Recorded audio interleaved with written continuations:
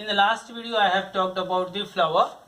As I have told you, flower is the reproductive part of the plant body and it helps in the process of production of new plants. How does it do so?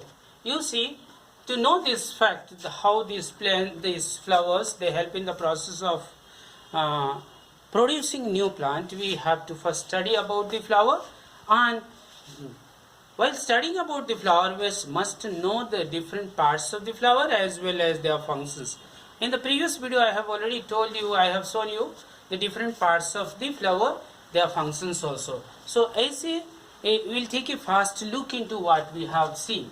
You see, I have told you from the branch at the axil, this is the leaf. Do you remember? From the branch, this is at this place, from this place, a flower arises. This is the place, this is called axil. At the axil, flower arises. Before starting, let me tell you, I will draw the flower parts, right? I have told you that at the base of the flower, this base of the flower is a disc-like structure, is a circular structure, and this is called as pedicel. Pedicel. Or this is also known as stalk of the flower. As in the leaves, you see the base, the part of the leaf that help it to remain attached to the branch is known as the leaf base. Similarly, in flower, the part of the flower that helps it remain attached to the axil of the branch, this is called pedicel or stalk. On this, I have told you the different flower parts are arranged in a circle, and these circles are known as whorl. The outermost whorl is made up of green colored sepals. Do you remember sepals? In the previous video, I have shown you these are green colored sepals, leaf-like structures, and I have told you they have two important functions to carry out. And these sepals, their first function is protection. Protection of flower bud. When the flower is at bud stage, you may have seen this type of earlier stages of the flower. And this one is green in color. Green in color, and this is the flower bud. This outer structure, outer part is the petal. It helps in the protection of the flower. So first function is protection, and as it is green because of chlorophyll, so it helps or it carries out photosynthesis, that is making of food. So second function of sepals is the photosynthesis. Photosynthesis, right? So sepals, they are green in color, outermost whorl of the flower, and they have two functions: protection of the flower parts, and second is photosynthesis, right? And this whorl of sepals is known as the whorl of sepals is known as calyx. C-A-L-Y-X. Calyx. Will you remember? So my question, can you tell me what do you call the whorl of sepals? The whorl of sepals is calyx, right? What is the function of the sepals? They have two important functions.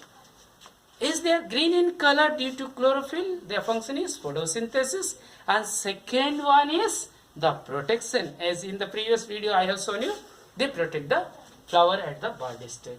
Next to whorl is made up of beautifully bright colored petals. Do you remember petals? These are petals. They are always bright, red, yellow, purple, pink. Oh, as many possible colors: orange, white, then violet. Oh my God, so many colors, as you can imagine. So many different colors of petals we can see in different flowers. And I have told you their main function is to attract the pollinating agent. Because of their beauty, they attract the to attract the pollinating agent. Pollinating agents. You remember some of the pollinating agents? Some of the pollinating agents, we human beings are pollinating agents. When we go visit a garden or nearby we see a flower, we are attracted towards the flower and simply go and just touch the flower with our palm or fingers, or simply move our hand slightly, gently on the flower, touching the flower, and we praise the beauty of the flower, saying, oh, what a beautiful flower. In that we are unaware.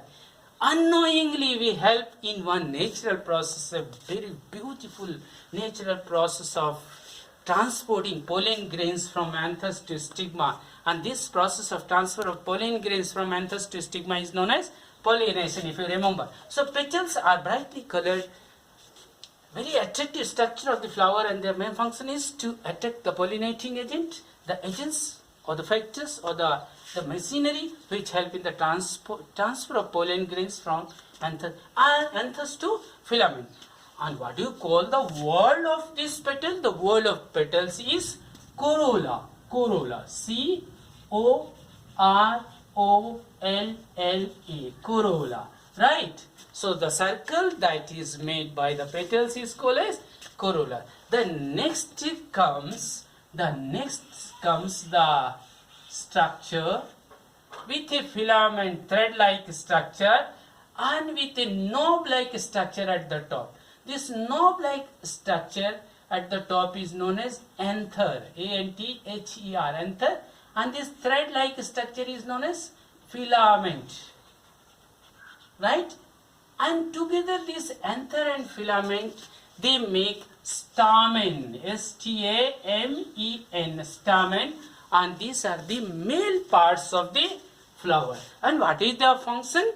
Their function is to produce the pollen grains. Do you remember the powdery substances, yellow colored powdery substances in the previous video I have shown in the lady's finger flower? So these powdery substances are called the pollen grains. What is the importance of pollen grains? These pollen grains, they bear or they contain the male cells, right? Also, the main function of this stamen is to produce the pollen or the pollen grains. Right? This is the function, and this is the male part of the flower.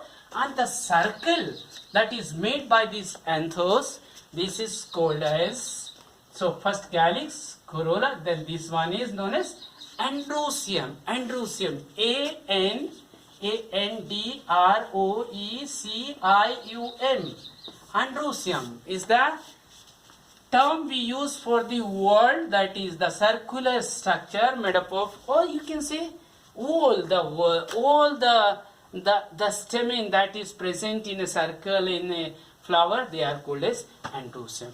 And the central most very important part of the flower is the female part of the flower, and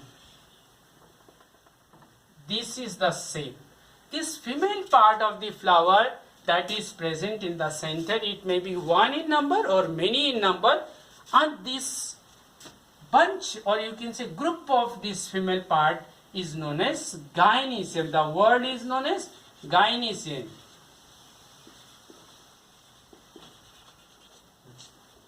G-Y-N-O-E-C-I-U-M, gynoecium, right? This gynoecium is made up of female part known as carpel, and carpel is further divided into this topmost cup-like structure is this stigma, and this tube that connects the lower part is known as style, S-T-Y-L-E, style, and the bottom, the part of this female part at the bottom that is present on the pedicel is ovary, right? Ovary, right? So the female part or carpel, another term used for carpel is pistil. So that female part is together known as gynoecium. The word is known as gynoecium. So these are the different parts of the flower and their functions, right? In this we have seen one natural phenomena, sometimes artificial too. These pollen grains, they come up to this stigma. They come up to this stigma. Right? This process of transfer of pollen grains from anthers to stigma is known as pollination. Do you remember pollination? And in pollination also I have told you, if the pollen grains from the anther of the flower falls on the or transfers on the stigma of the same flower or another flower in the same plant, it is known as self-pollination. Right? But what happens sometimes, suppose this one is the stigma of say one flower and this one is the anther of that flower. This is flower, you see level 1. You have another flower in say another plant with these both male and female parts. This is flower number 2. Sometimes what happens, this pollen grain from flower number 1 goes to the stigma of flower number 2, and similarly from this flower number 2 the pollen grains, they come to the stigma of flower number 2. So a cross movement is seen, and this type of transfer of pollen grains or this kind of pollination is known as cross pollination. Right? So today in this video you have seen different parts of the flower, their functions, and one natural phenomena that helps in the process of reproduction in plants, and that is sexual reproduction in plants, and that is called as pollination. And we have read about pollination. The pollination is transfer of pollen grains from anthers to stigma. Only this much, transfer of pollen grains from anthers to stigma. And I have told you about the pollinating agents. Those different pollinating agents, they help in this process. In this process means they help in the transportation, or you can say transfer of pollen grains from anthers to stigma, either on the same flower or the another flower in the same plant. If it happens so, it is self-pollination, self-own. Another one is, another kind of pollination is that the pollen grains from one flower, anthers of one flower, go to the stigma of another flower of another plant, not the same plant, remember, another plant, right? And from another plant, the pollen grains come to the stigma of the first plant, and this process is called as cross pollination. That's it. So you must remember as homework, you should write the definition of pollination, kinds of pollination, that is self pollination and cross pollination. So what is pollination? Transfer of pollen grains from anthers to stigma. Then comes self pollination, the transfer of pollen grains from the anthers of one flower to the stigma of the same flower or stigma of another flower of the same plant. This is self pollination. Another cross pollination is the transfer of pollen grains from anther of one flower in a plant to the flower in the another plant, stigma of the flower of the another plant. So this is called cross pollination. Another is, what are pollinating agents? Certain living forms, life forms, they help, or non-living things, they help in the process of transfer of pollen grains from anthers to stigma. They are known as pollinating agents. I have told you pollinating agents, human beings, wind, water, insects, animals, these are the pollinating agents. They help in the transfer of pollen grains from anthers to stigma, right? So you should know pollinating agent also. You should know what is pollination. You should know what is self-pollination. You should know what is cross-pollination. You should know what is the function of sepals. What is the name of the word of sepals? The name of the word of sepals is calyx. The name of the word of petals, that is corolla. And then comes the male part, that is anther and filament or stamen. The wall of stamen is known as androcium, and the wall of central, that female part or the pistil or the carpel, is known as gynoecium. Okay, thank you.